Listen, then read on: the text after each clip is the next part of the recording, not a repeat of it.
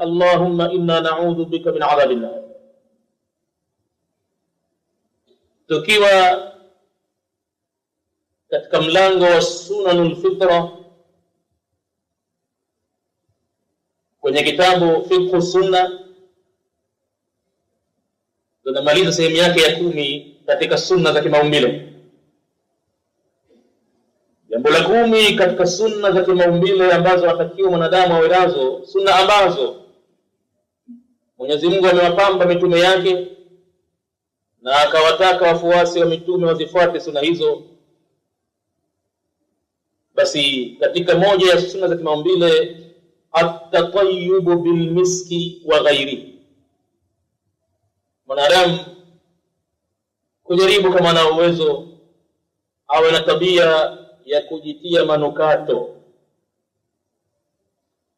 kwa kutumia misk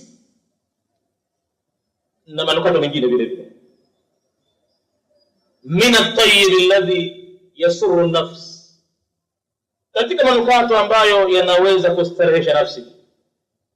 Kwani kama ambavyo mwanadamu anachukia kusikia au kuhisi kwenye pua yake harufu mbovu, basi vile vile ndivyo anapofurahisha nafsi yake anaposikia harufu nzuri. Kama ambavyo harufu mbaya ya uvundo inaleta dhiki kwa binadamu, anaona taabu na huenda akapata maradhi, basi ndivyo ambavyo nafsi yake hufurahi vile vile kusikia harufu nzuri nzuri. Kwa hivyo katika moja ya sunna za kimaumbile, at-tatayyub bil miski wa ghairihi min at-tayyib alladhi yasurru an-nafs, ni kujitia manukato kwa kutumia miski. Miski ndiyo mafuta mazuri zaidi kuliko mengine yoyote yale. Akikosa miski, basi anaweza kutumia manukato mengine yoyote katika manukato ambayo yanafurahisha nafsi. Wa yashrahu as-sadr, na kukikunjua kifua pale ambapo kilikuwa na dhiki pengine ya kusikia fumbofu. Kifua hufanya dhiki, tabu hapakaliki, na inapita mpaka kwenye koo harufu mbovu, na mara kuna mafua hayo yanakuja, na pengine mtu apate maradhi hasa kwa harufu mbovu. Basi wa yashrahu as-sadr, na vile vile akikunjua kifua chake kwa harufu nzuri. Wa yunabbiru ruh, na ili kupata kuizundusha roho wakati ambapo ilikuwa imechoka, ina mavune, anaifanya izindukane roho ipate kuweka vyema. Wa yab'athu fil badani nashaqan wa quwwa, na ili apate kufufua, apate kunyanyua ndani ya mwili wake uchangamfu na nguvu. Siri ya manukato mazuri mwanadamu akiyapata, basi katika mwili wake upata uchangamfu na upata nguvu ya kiwiliwili, tofauti na harufu mbovu. Harufu mbovu inamfanya anyong'onyee. Na hayo yote yamekuja kwa dalili li hadithi Anas radhiyallahu anhu qala, kutokana na hadithi ya Sayyidina Anas ibn Malik radhiyallahu anhu qala, ambaye amesema qala Rasulullah sallallahu alayhi wasallam, mjumbe wa Mwenyezi Mungu amesema, hubbiba ilayya min ad-dunya, imependezeshwa kwangu mimi katika dunia hii, an-nisa'u wat-tayyib, kupenda sana tabia ya kuoa wake na vile vile kutumia manukato. Mtume jambo hilo kapendezeshewa katika nafsi yake. Katika dunia hii kuna vitu viwili ambavyo Mtume anasema amependa zaidi, ni tabia ya kuoa. Anasema katika hadithi nyingine, kama kuna kitu ambacho ninakiogopa mimi kwenda kwa Mola wangu kukutana naye, naogopa kwenda kwa Mola wangu kukutana naye hali ya kuwa mimi ni mjane. Naogopa sana. Kwa hivyo anasema nimependezeshewa vitu viwili duniani, kuoa. Kwa hivyo umati wake ataka Mtume waoe. Hubbiba ilayya min ad-dunya an-nisa, imependezeshwa kwangu mimi katika dunia hii tabia ya kuoa, wa tayyib, na vile vile kutumia manukato. Mtume alikuwa anatumia manukato sana. Akikupa mkono wake bwana Mtume anasimulia masahaba, basi unaweza ukapata harufu yake bwana Mtume wiki nzima, kila ukijinusa unasikia kama vizuri. Sifa yake ilikuwa hiyo. Hakuwa kabisa bwana Mtume akipenda kujisikia kama vibaya. Ni katika maridadi wa hali ya juu. Maana Mola wake amemwambia, wa thiyabaka fatahhir, tabia yako mtume wangu ili ukubalike duniani sheti uwe safi na nguo zako safishe. Na maana ya nguo pale ingawa ni nguo, lakini maulama wanakwenda pale kila kitu chake, kuanzia moyo, nguo, maneno yake, vitendo yake, harufu yake ya mwili pia vile vile. Kwa hivyo hubbiba ilayya, mtume anasema imependezeshwa kwangu mimi mina dunia, katika dunia hii, an-nisa'u, kupenda wanawake. Kupenda wanawake sio kwamba anapenda wanawake tu ovyo, kuoa manake. Wa tayyib, na kutumia manukato. Wa ju'ilat qurratu aini fi salati, na imejaliwa kitulizo cha macho yangu pamoja na moyo wangu ndani ya swala, pale ndo ninapotulia. Kama nimepata mfadhaiko wote nje, hofu, maudhi, basi mtume anasema anaingia kwenye swala, swala imefanya kwake ndio kitulizo cha macho yake, anapoa kabisa. Likimfika jambo lolote la kumfadhaisha lile, ikiwa la maudhi, vitisho, basi anaingia kwenye swala. Basi akiingia kwenye swala, mtume anapata burudisho la namna yake. Waju'ilat qurratu aini fi salati, na imefanywa kitulizo cha macho yangu ndani ya swala.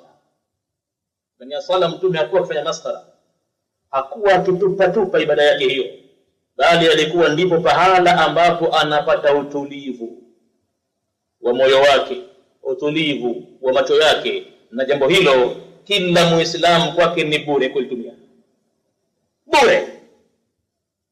Huko kupata utulivu wa macho na utulivu wa moyo, watu wanasafiri kwa masafa ya mbali ili kupata mtu angalau utulivu kidogo wa macho yake.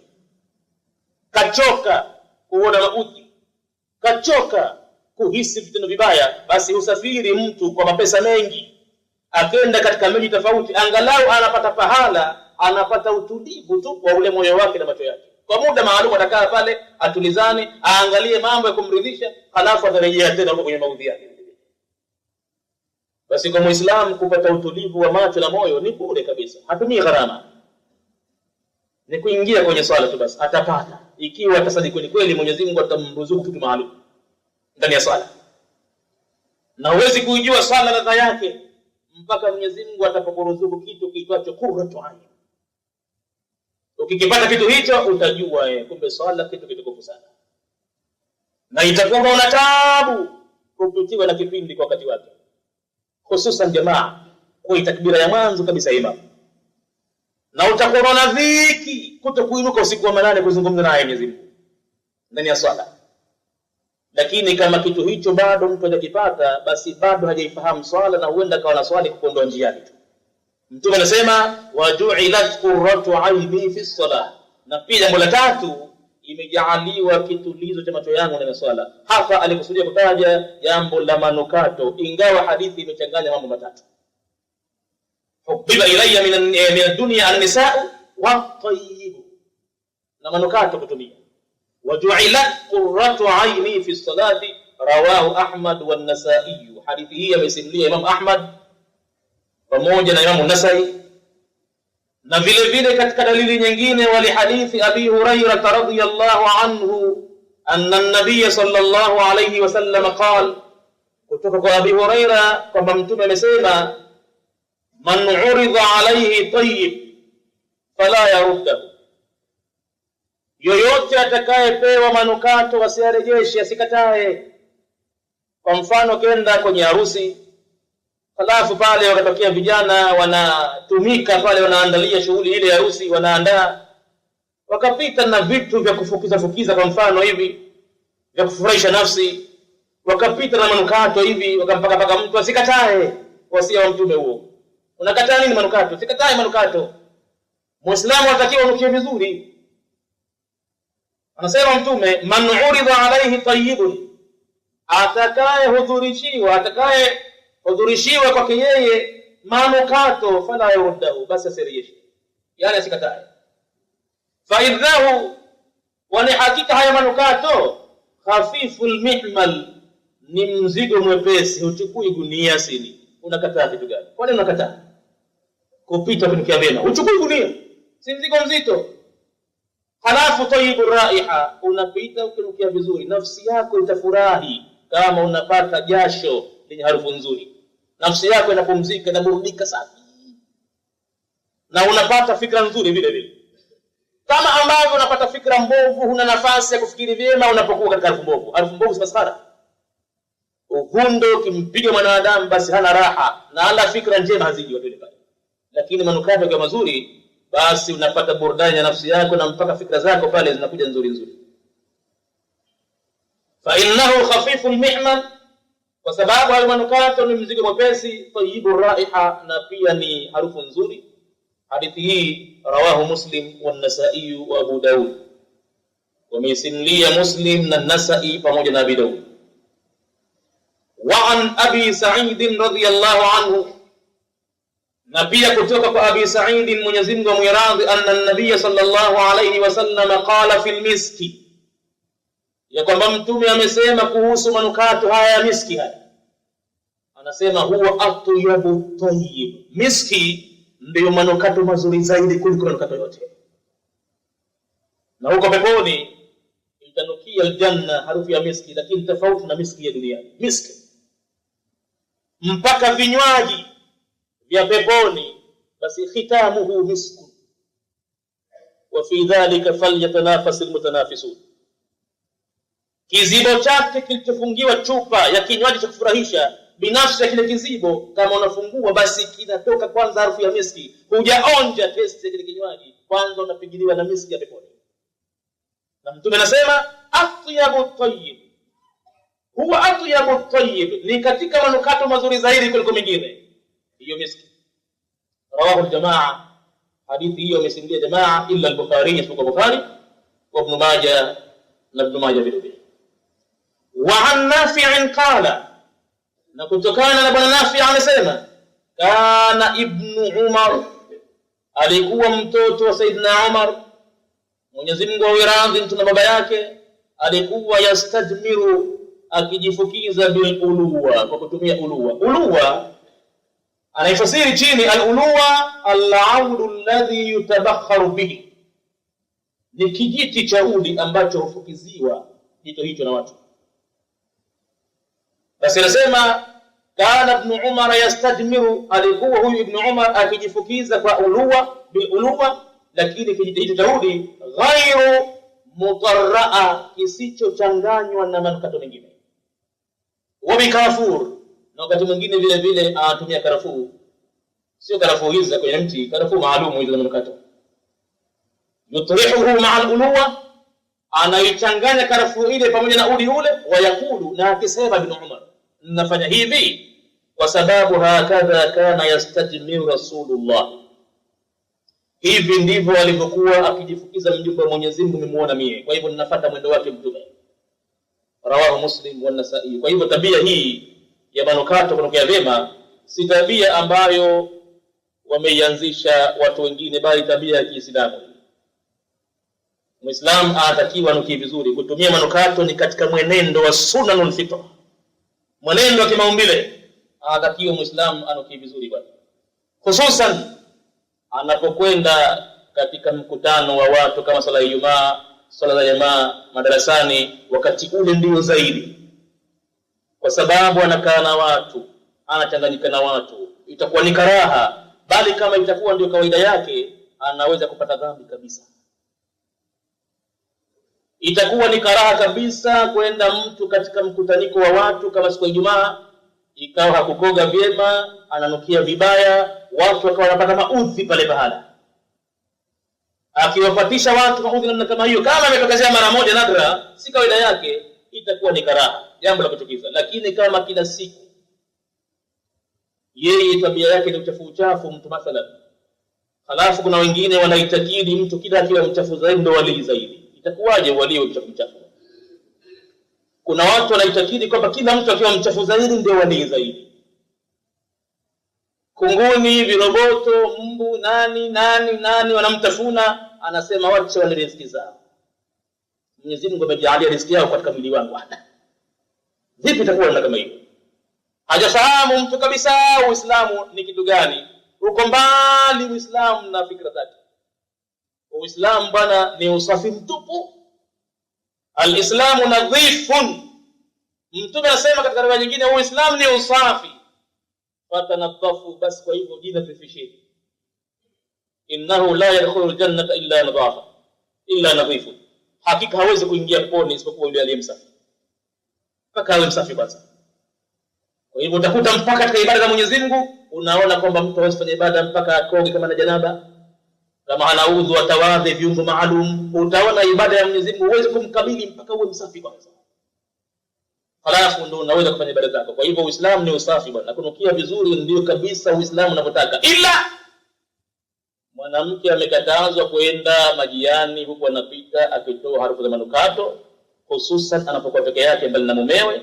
Yeye anaweza kuwashawishi watu, yeye kakatazwa. Hata kama atakwenda msikitini, basi hakikishe kwamba hata udi hanuki kwa mujibu wa umbile lake Mwenyezi Mungu alilompa na kichwa. Asije akawazaini watu, ikawa watu badala ya ibada wanapata fikra nyingine. Mtume akasema kama atakwenda mwanamke msikitini ruksa, lakini hakikishe kwamba waliyakhrujna tafulatin, wanatoka katika hali ya kawaida bila kujipamba wala kunukia chochote kile. Lakini kwa upande wa wanaume wanatakiwa nukia uzuri sana. Rawahu Muslim, hadithi hii ya kutumia kujifukiza hivyo Ibn Umar, na akasema kwamba hivi ndivyo mtume alipojifukiza, ameisimulia Imam Muslim wa Nasa'i na Nasa'i vile vile. Tukimaliza mlango huo wa sunanul fitra, sasa tunaingia katika mlango mwingine, alwudu, kuhusu mambo ya wudu. Sasa tunaiongelea ibada kidogo kidogo. Tushatoka katika mlango wa maji na tohara najisi, huko tunakotoka tukaingia mpaka kwenye sunna za kimaumbile. Sasa tunataka kuikaribia ibada. Kabla ya kwenye ibada, kwanza tutafundishwa kwanza namna ya udhu. Utaona kama ni jambo la upuuzi kukaa kitako mpaka kwenye karne hii iliyo tulionayo sasa hivi, mwaka 1414 watu kuwa wanazungumza kitu kinacho udhu msikitini. Unaweza kuona kama jambo la upuuzi, lakini si upuuzi. Hayo mambo yatakayozungumzwa kila mara. Tutakapozungumza udhu huo, utaona nafsi yako pengine kwamba bado kumbe ulikuwa hujatawadha vyema. Kuna wasiwasi mpaka ibada zako namna utakazozipeleka kwa udhu. Utaona kama ni upuuzi sasa hivi. Udhu, nani sio udhu? Kitu kikubwa sana hicho. Kwa sababu huo ndio ufunguo wa kuingia kwenye ibada. Ilipokuwa ni jambo la kuabudu Mungu, basi kila mtu awe serious. Tunataka kujua vipi namna ya kumkabili Mungu. Vipi udhu? Nini udhu? Basi sasa tunaingia kwa mlango wa udhu ili baadaye tuingie kwenye ibada. Kwanza, alwudhu ma'rufun, udhu ni jambo lijulikanalo, min annahu, ya kwamba kitu hicho taharatun ma'iyatun, ni usafi wa kutumia maji, tataallaqu bilwajhi, na umefungamana udhu huo kwa uso, waliyadaini, na mikono miwili, waras, na kichwa, warijlaini, na miguu miwili, wa mabahithuhu ma yati, na uchambuzi wake unakuja kama ifuatavyo. Neno udhu ni neno ambalo maarufu, linajulikana sana hilo, ya kwamba kitu hicho kikitaja ni taharatu maiya, hasa kimekusudiwa tahara ya maji. Ama ile kutayammamu ile sio tahara kwa hakika, ni istibaha tu. Mtu amejuzikiwa na kuswali tu pale kwa ruhusa ya Mwenyezi Mungu aliyoitoa, ili mtu asiingie mashakani. Dini sio jambo kubwa sana la kumfanya mzigo mkubwa. Kuna hali fulani mtu akiwa nayo, basi anaweza maji yakawa si lazima kutumia kwake. Tutakuja kuona mlango wa tayammum mbele huko. Lakini udhu hasa taharatu ma'iyatun, ni tahara ya kutumia maji, tataallaqu bilwajhi, ni katika jambo lilofungamana na uso, waliyadaini, na mikono miwili, wara'su, na kichwa, warijlain, na miguu miwili, wa mabahithuhu ma yati, na uchambuzi wake kwa urefu ni kama ifuatavyo. Kwanza, dalilu mashru'iyatihi, dalili ya sheria yake hiyo huo udhu, kwamba ni sheria upatikane katika ibada. Dalili kwamba udhu ni sheria, si kama mtu akipenda tutatawadha katika swali hivi. Ni sheria. Anasema thabatat mashru'iyatihi au thabatat mashru'iyatuhu, imethibiti sheria yake huo udhu biadillatin thalatha, kwa dalili tatu zifuatazo. Zimeonyesha kwamba udhu ni jambo la sheria, na kwa hivyo mtu atakutawadha azifuate zile sheria zilivyo, si kutawadha apenda mwenyewe. Kuna sheria maalum za kutawadhia udhu kusalia, wala hawezi kuanza na kutaka mwenyewe, inabidi aanze kwa taratibu maalum ambayo Mtume wa Mungu kaionyesha katika maisha yake siku zote. Thabatat mashru'iyatuhu, imethibiti sheria yake udhu biadillatin thalatha, kwa dalili tatu. Ad-dalilu al-awwal, dalili ya mwanzo iliyothibitisha kwamba udhu ni sheria, al-kitabu al-karim, ni kitabu kitukufu. Qala Allah Ta'ala, amesema Mwenyezi Mungu mtukufu katika sura Al-Maida kwenye aya nambari 6, ya ayyuhalladhina amanu, enyi ambao mmeamini, idha qumtum ila as-salah, mtaposimama kwenye swala, basi hamwezi kufanya hivyo, kwanza faghsilu wujuhakum, basi kosheni nyuso zenu, wa aidiakum, na mikono yenu, na aidi inakuwa ni viganja, lakini ila almarafiqi, sio viganja vitupu, mpaka kufika kwenye marafiq. Marafiq tafasiri baadaye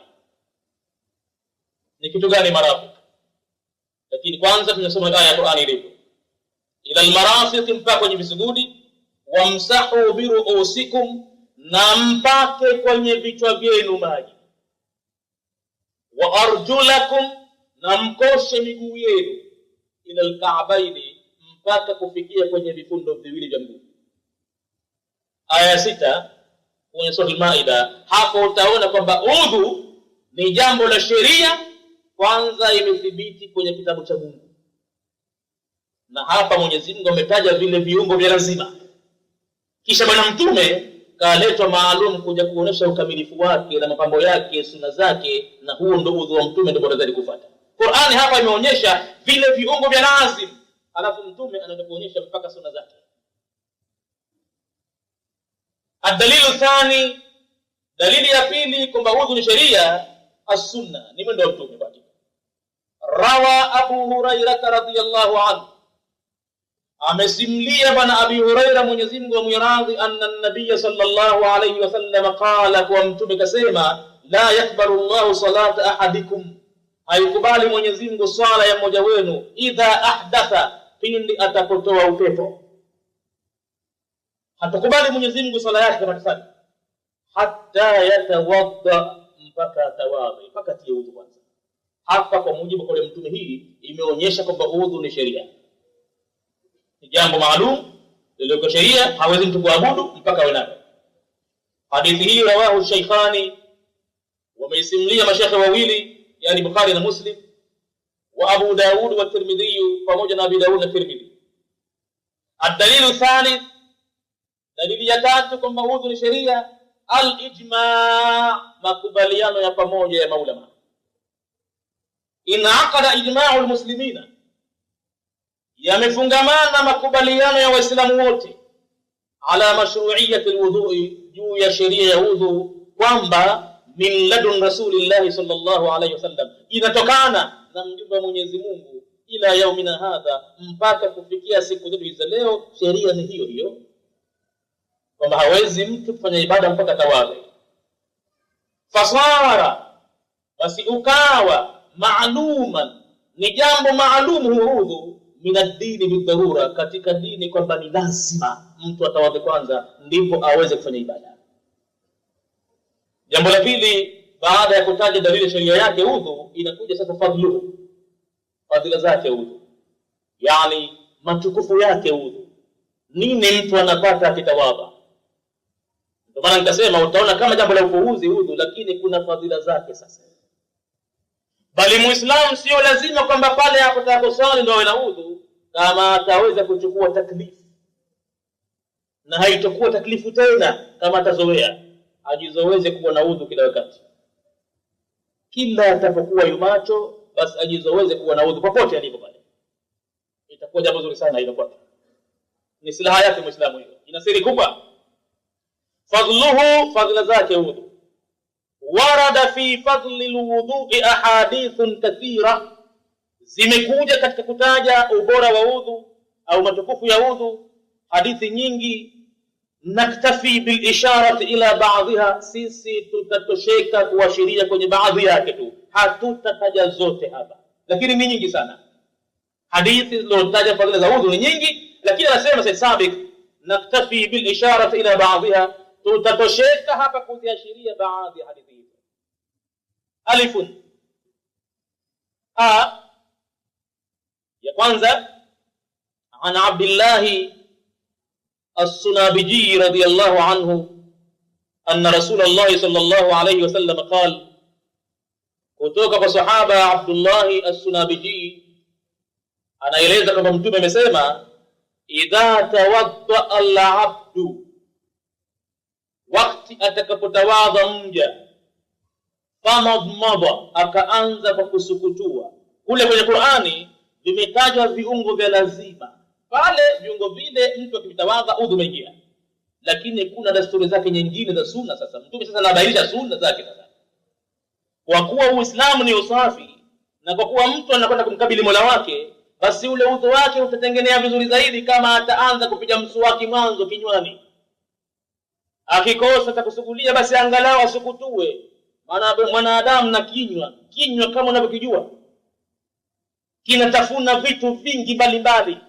Kuna vinatoa harufu mbaya si nzuri, vitunguu, madoriani na ghasia na kila kitu, figili na vinginevyo.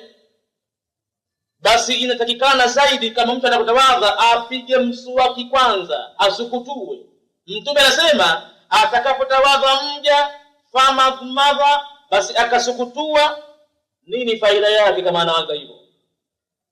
Kharajatil khataya min fihi, hupukutika makosa madogo madogo aliyoyatenda. Maana kuna mambo mwanadamu anashtukia shafanya tu, shaka kitakapofanya kisha mtu maneno yasiyokuwa hayafai, basi wakati unaposukutua kwanza kinywani unatoa vitu mle, madhambi yao kinywani mle. Basi kharajatil khataya, kutoka makosa, min fihi, kutoka kwenye kinywa chake mtu. Makosa yenyewe hapa ni madogo madogo kwake, sio yale mambo akbar kabair. Yale mambo akbar kabair, yale kusengenya, kuzua uongo, kumzulia mtu uongo wa zinaa na hivi na hivi, yale bali kabisa. Makosa madogo madogo ni kumtokezea mtu. Alladhina yajtanibuna kabair al-ithmi wal fawahisha illa al-lamam. Haya hapa ni lamam, mambo ambayo mepesi yamtokezea tu, lakini kabair al-ithmi wal fawahisha ni bali kabisa, yale atakatoba nyingine kweli kweli, sio masara. Fa idha stanfara, na pindi mtu atakapotia maji yake puani wakati anapotawadha baada ya kusukutua, kharajatil khataya, hutoka makosa, min anfihi, kutokea katika pua yake, na pua nayo vile vile na makosa yake. Mtu hajui tu, kinywa kimejaa madhambi. Binadamu yeye mwenyewe mzima ni dhambi tupu. Masikio yamejaa madhambi, maana kasikia maneno ambayo ilikuwa hafai kusikia na katega sio kasikiliza.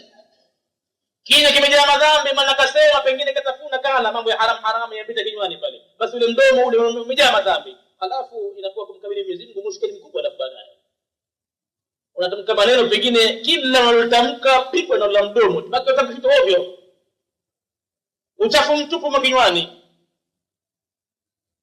Kinywaji alichokunywa mtu haram, katafuna haram, halafu anakaa mbele ya Mwenyezi Mungu, Allahu akbar, subhana rabbiyal a'la. Haiwezekani. Mat'amuhu haramun wa mashrabuhu haramun, anna yustajabu, vipi atakubaliwa? Haiwezekani kabisa kubaliwa. Basi angalau ule udhu kwanza unamsafishia yale makosa yake kwanza, madhambi yale kinywani, madhambi yale puani. Pua nayo vile vile madhambi, kanusa harufu za watu hazistahiki.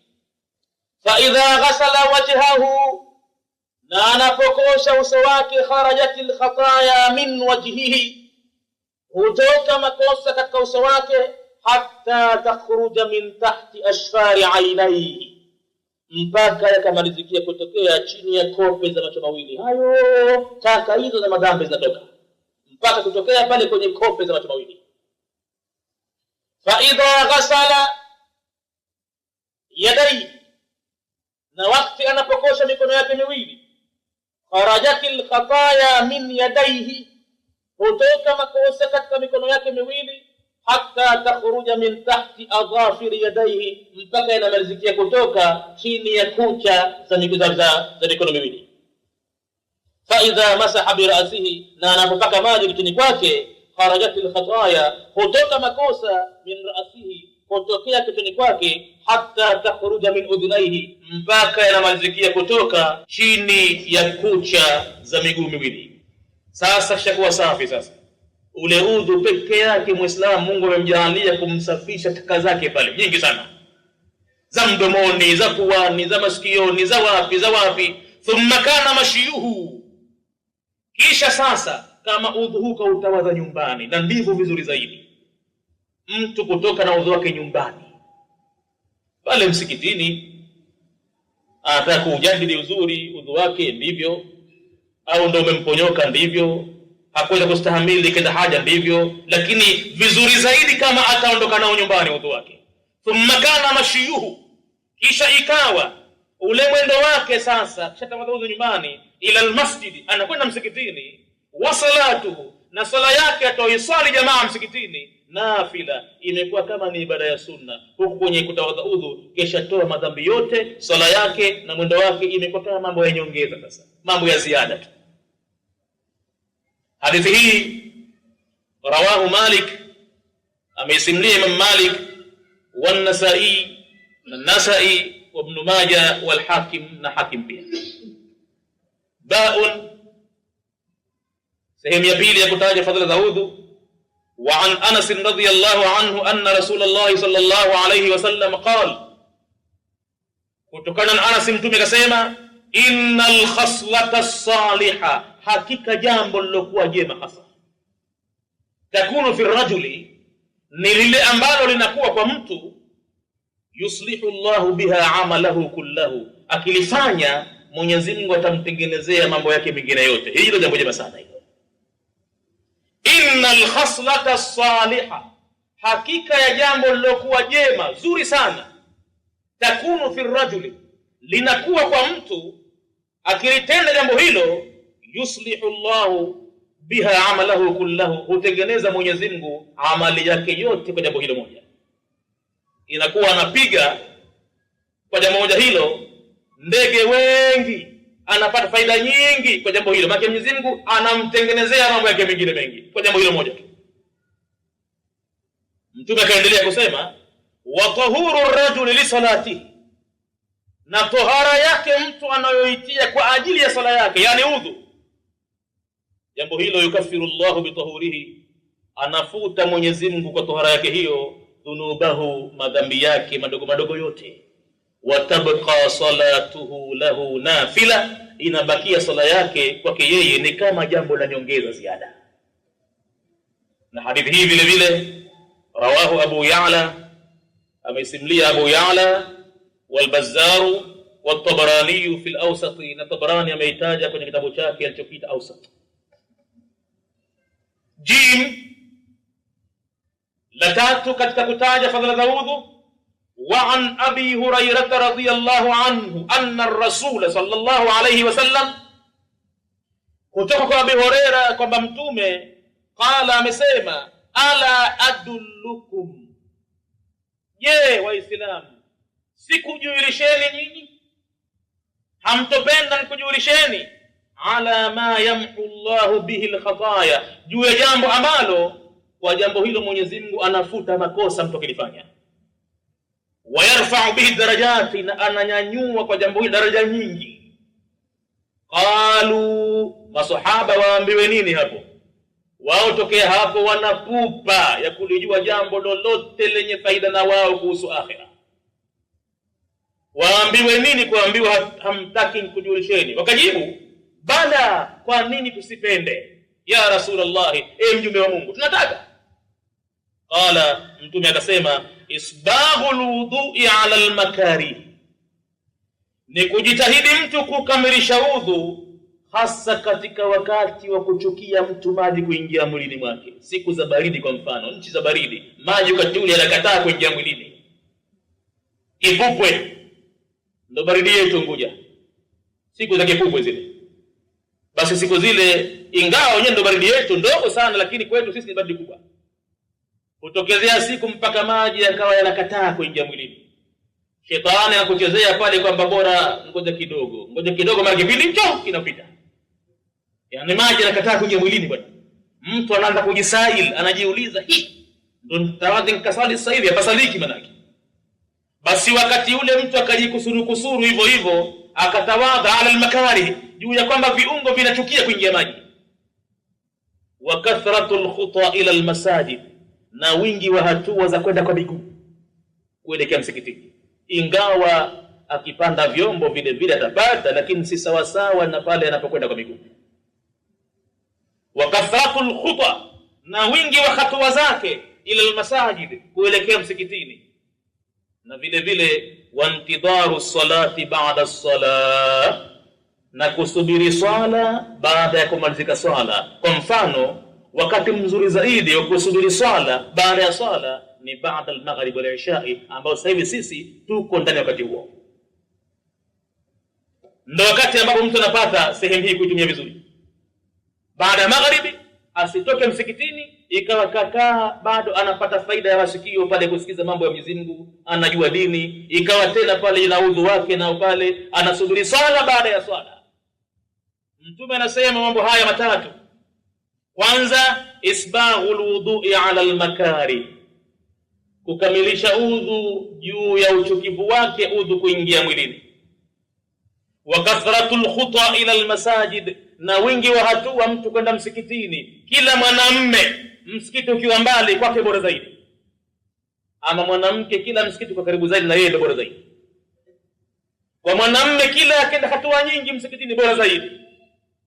Wa intidharu sala, na kuisubiri swala baada ya swala fulani, anaisubiri swala baada ya swala kumalizika. Tofauti na kumalizika swala akatoka nje akaenda kapiga porojo akaanza kusema watu pale, tofauti kabisa. Huenda kile alichokuwa amekiswali kikaharibika vile vile. Au katika wakati wenye fadhila kama huo magharibi, kutoka msikitini mtu akaenda karatani akaenda wapi, ni katika jambo ambalo huenda likampotezea heba ya ibada yake.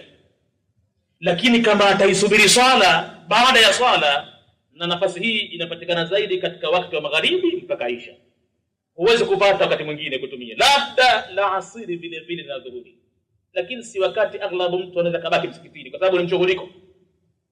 Mara nyingi mtu anakuwa katika pirika za kidunia, labda baada ya dhuhuri hajala chakula bado, atakula chakula na kwa taabu kusubiri swala baada ya swala fulani. Lakini magharibi mpaka Isha ni wakati mzuri, kisha pumzika, kisha kazi zake zote za mchana, ni wakati mzuri wa kusubiri swala baada ya swala. Basi Mtume anasema fadhalikumur ribatu, basi mambo hayo kwenu nyinyi na kupeni ndiko kujifunga kwa ajili ya jihadi. Anapata thawabu mtu kama kwamba amejiandaa kwenda kupigania dini ya Mwenyezi Mungu. Malipo anayopata hapa analingana na wale waliokwenda jihadi kutoa roho zao.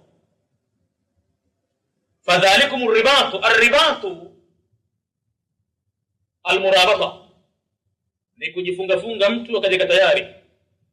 Wal jihadu fi sabilillahi, na kupigania dini ya Mwenyezi Mungu.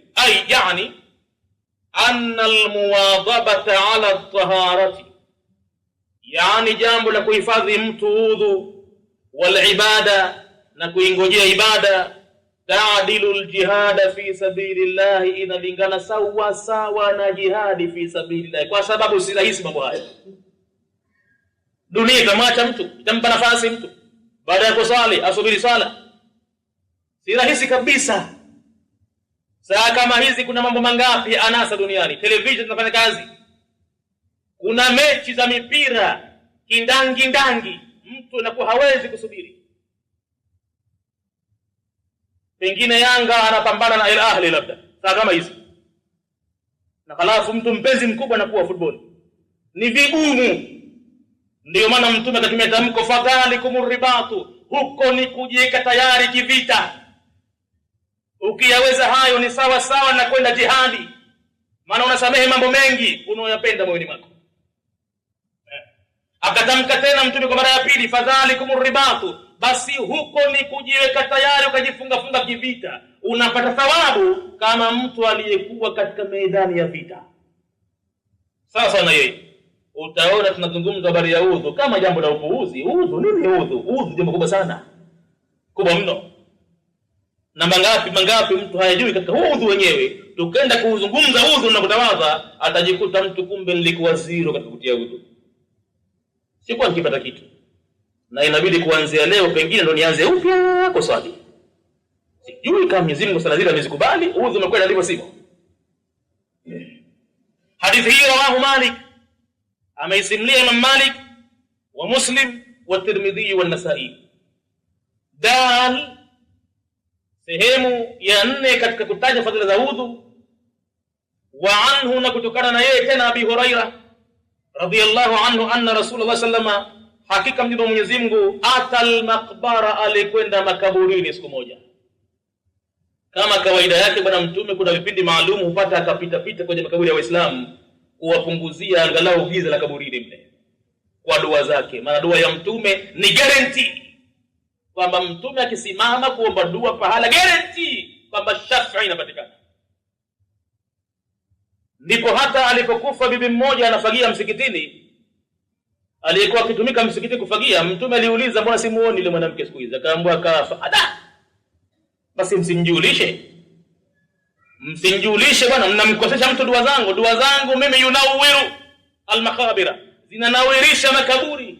Akaenda mtume makaburini pale kumwombea mwanamke yule, allati taqumul masjid, alikuwa akisimamia msikiti kusafisha. Anasema dua zangu mimi, haya makaburi haya, mamlu'atun dhulma, yamejazwa kiza vibaya sana.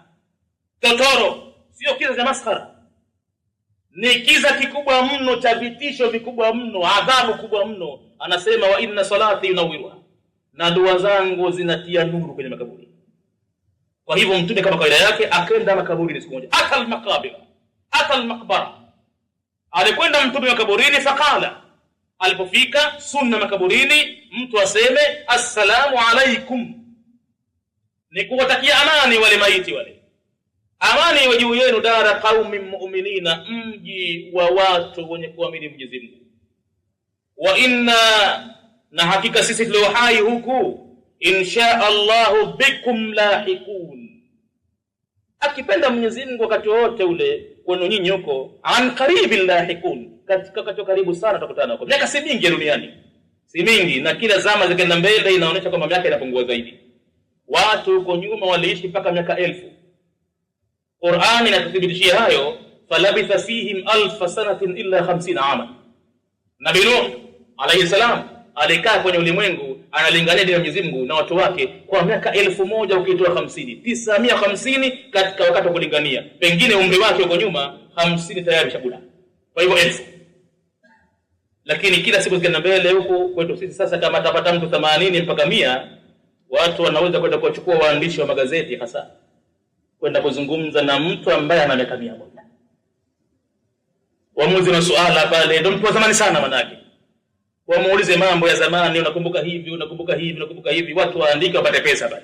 Miaka 100 tu, kama atapata mtu sasa hivi, utaona waandishi wa magazeti wanamuendea. Basi mzee tukadithie. Basi nasikia kwako hivi tena pale naeleza pale na wewe kumbuka mwenyewe. 100 tu. Inaonyesha kwamba kila zama zikenda mbele umri wa binadamu unapungua zaidi. Ndio maana mtume akasema an qaribin, katika wakati wa karibu tusimali, lahiquna, tutakutana huko. Hii ndiyo sunna, mtu akifika makaburini bwana, si kwenda kuwaomba wale waliokufa pale, ni kuwatakia wao amani, na wala sio kutufu makaburi kama inavyotufiwa al-Kaaba. Kuna watu makaburini wanatufu, wanazunguka mara 7, ibada ya tawafu kwenye Kaaba pekee yake, pengine popote haifai. Kisha mtume akasema wadadtu law anna qad ra'ayna ikhwanana,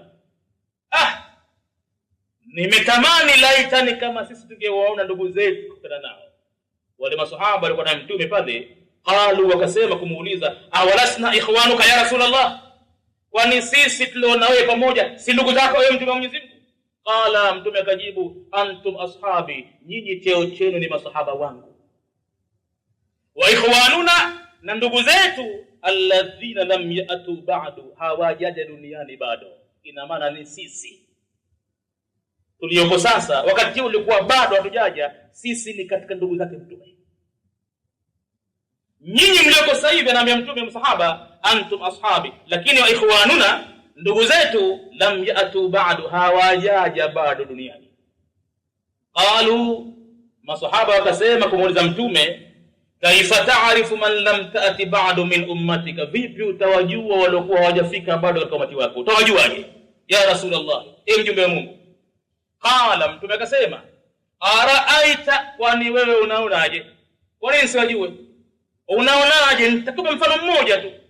Lau anna rajulan, laiti kama kuna mtu, lahu khailun, anaye farasi wake, ghurran muhajjala, anamemetuka sehemu fulani ya viungo vyake, kama kichwani, miguuni, anang'ara mweupe. Farasi huyo baina dhahrai khailin buhmin, ametokeza kuwa pamoja na farasi wengine wawili waliochakaa weusi. Je, unasemaje hapo? Allah yaarifu khailahu, hawezi kumtambua kama yule farasi wangu, iko kakaa na farasi wengine wawili pale waliokuwa wachafu weusi, wake yeye mweupe na ng'ara. Qalu, masahaba wakajibu, bala ya Rasulullah, ama kwa hapo, kwa mfano huo, kwani atamjua lazima farasi wake, atamjua lazima. Qala, mtume akasema, fa innahum ya'tuna ghurran muhajjalina, basi ndugu zangu watakuja siku ya kiyama, wanatoka makaburini mwao, ghurran muhajjalina, wanamemetuka viungo, hususan usoni na miguuni, katika sehemu za kutawadhia zile. Ghurran muhajjalina, wanamemetuka viungo, min alwudhu, kutokana na athari ya udhu. Hiyo ndio fadhila ya udhu. Utaona kama jambo dogo tunazungumza, lakini kubwa sana. Mtume anasema, ndugu zangu nitawatambua kwa sababu wakitoka makaburini wanang'ara katika maeneo ya kutawadhia yale. Nitawatambua wale wafuasi wangu. Wengine hawana vitu kama hivyo. Alokuwa hajatia udhu, si muislamu, hakutawadha, akitoka humuoni. Tarhaquhum dhilla, unyonge mwafunika, utafikiri kaannama ughshiyat wujuhuhum qit'an min al-layli mudhlima, utafikiri nyuso zao zimefunikwa kipande cha usiku wa giza, humuoni mtu na hajui endako, na anakwenda kwa spidi kubwa. Anawaomba watu, jamani, ngojeni, nduruna naktabis min nurikum, tungojeni tupate mwangaza nuru yenu. Watu wametoka makaburini wanang'ara, kila kitu mtu anakiona waziwazi hivi, na mtume atawatambua wale wafuasi wangu. Kisha mtume akasema, wa ana faratuhum ala alhawdhi, na mimi nitawatangulia kwenye hodhi langu al-kauthari hilo. Faratuhum ala alhawdhi, nafasiri chini, yani ataqaddamuhum alayhi, nitawatangulia hapo kwenye hodhi langu mimi, naongojea hapo. Hilo ni hodhi ambalo bwana mtume atawanywesha katika umati wake hapo, na atakaye bahatika kupata kinywaji hicho, la yadhma'u ba'daha abadan, hataonja kiu maisha yake. Sharbatan hani'atan, hicho ni kinywaji cha peke yake cha miujiza. Kwenye haudh al-kauthar, Mwenyezi Mungu amempa bwana mtume, wafuasi wake atakwenda kuwapa hapo. Kuna miongoni mwao wataonyeshwa maji na makhalifa, Abu Bakar, Umar, Uthman, Ali, na kuna wengine ambao mwenyewe bwana mtume ataonyeshwa, na kuna wengine wanashtukia wananyweshwa, hawajui nani anawanywesha. Katika riwaya ilikuja Allahu Rabbul Alamin, Mwenyezi Mungu mwenyewe kwa cheo chake, mtu alichonacho. Basi pale makamu yale hanyweshwi na khalifa, hanyweshwi na mtume, atanyweshwa na kudratul ilahia. Basi mtume akasema, ala, sikilizeni, la yudhadanna rijalun, watasongomana watu kwenye hodhi hapo, wanakuja, kiu imebana, jua liko maili moja na wao, hatari kubwa katika uwanja wa kiyama. Wanakuja watu hapo, roho zitakwatoka. La yudhadanna rijalun, watasongomana watu an haudhi, katika hodhi langu, kama yudhadu al-ba'iru dhalu, kama wanavyosongomana nyumbu waliopotea, anadihim, kumzongea yule muhitaji wao. Wakati muda mrefu walikuwa hawajapata maji labda, basi muhitaji anawaita, wakimgundua yule pale, namna wanavyomwendea kwa papara.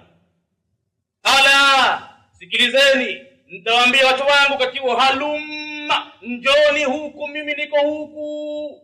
Wakati watu wanapapatika hawajui kwenda wapi, fayuqalu, lakini bahati mbaya patasemwa, nijibiwe, hauno waita wote si wako Muhammadi, innahum badalu ba'daka, walibadilisha mambo baada ya wewe kuondoka duniani. Walifanya dini vingine, walitafuta njia zao nyingine za ibada, wakaacha sunna yako, si wote wafuasi wako hao.